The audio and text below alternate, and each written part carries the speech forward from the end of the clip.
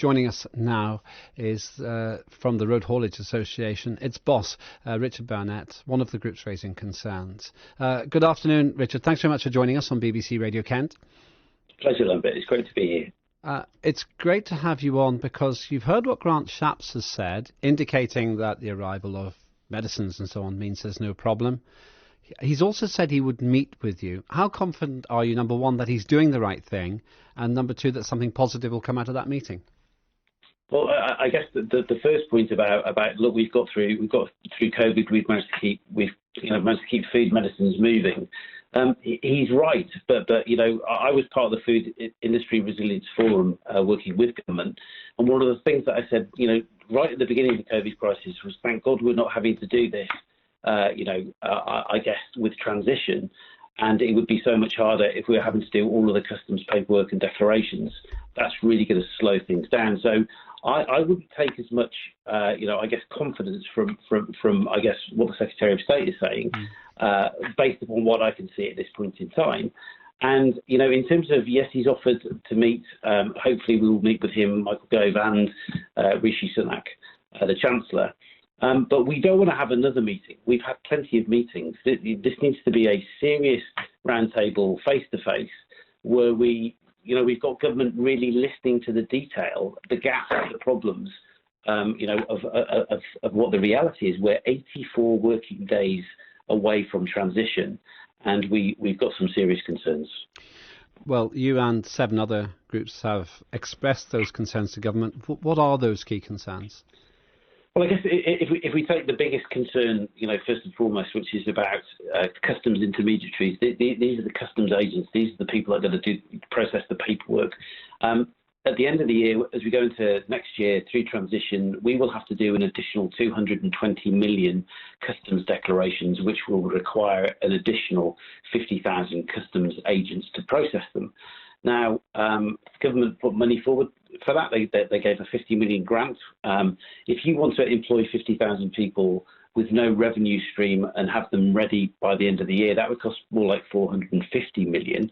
So we've also got a cap on state aid, which means that any company that wants to apply for that money, and there are only 500 companies in the UK that have got this experience, they could only draw down 180,000, which would only recruit 22 people within that time.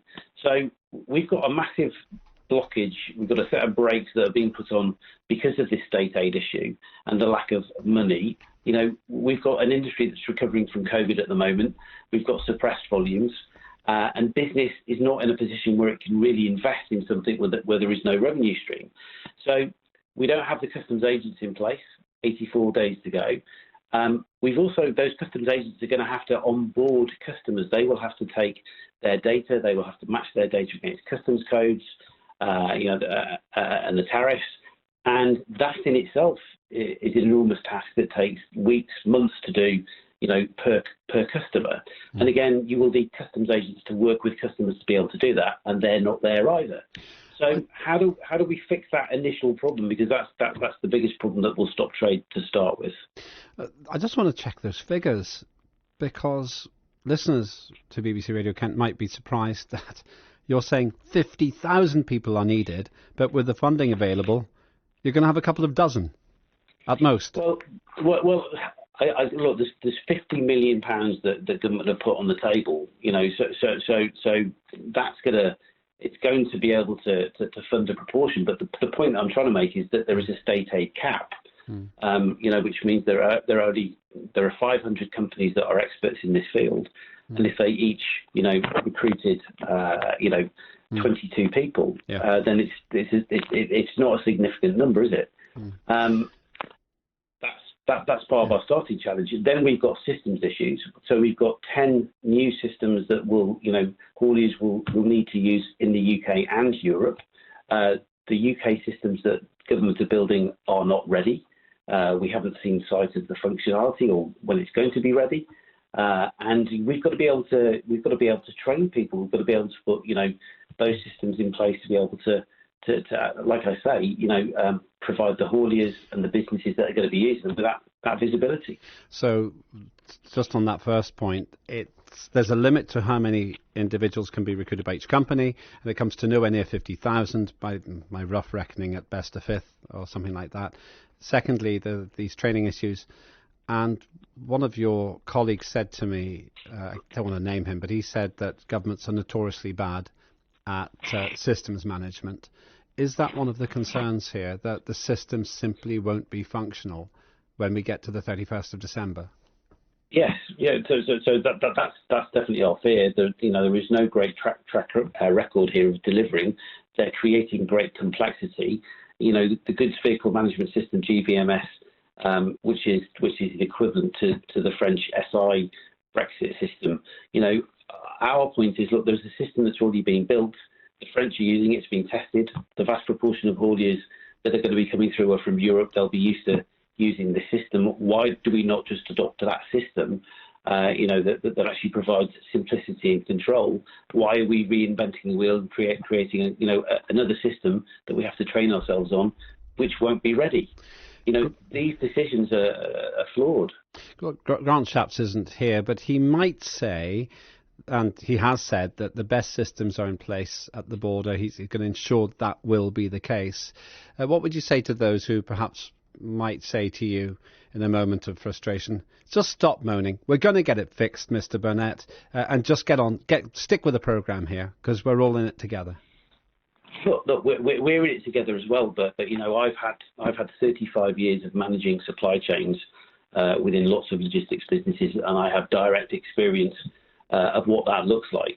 So we're not doing this, just to get some attention.